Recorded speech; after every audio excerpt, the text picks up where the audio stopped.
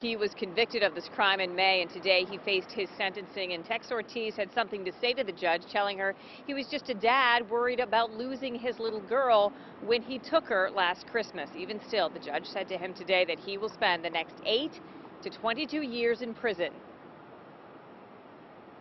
The images are hard to forget. A toddler who had been reported missing for a week runs through the January cold to the arms of a police officer and eventually her grandmother, Lori Clark, who has legal custody of her. It has not been my concern whether he had 5 years or 20 years. My concern is that I'm taking care of Jalea, that I need to keep her safe and happy, and whether he got out in 5 years or 1 year, I will continue to fight for that.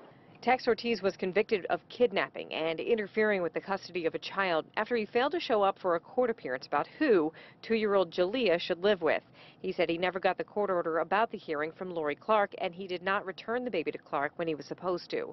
When police came to arrest him, he cut off his electronic monitoring ankle bracelet, took Jalea, and hid out in Altoona. He told the judge, quote, "I stand before you, a man with a broken heart and a broken spirit. The jury made a mistake, and sometimes doing the right thing isn't doing the right thing." Clark says her granddaughter, who turned 3 in July, is smart and funny and doing well, but she still has fear after what happened in January. And I just constantly reassure her, you're safe, and I tell her that all the time, and she repeats it to me. I'm safe, Nina, and I'm happy. And that's what I'll continue to do. Ortiz's criminal past played a role in all of this. 4 felony drug charges, a gun charge, a theft charge. And before any of this happened, he had already lost custody of his 2 older children. His attorney says she will appeal. Reporting live, I'm Shannon Perrine, Pittsburgh's Action News 4.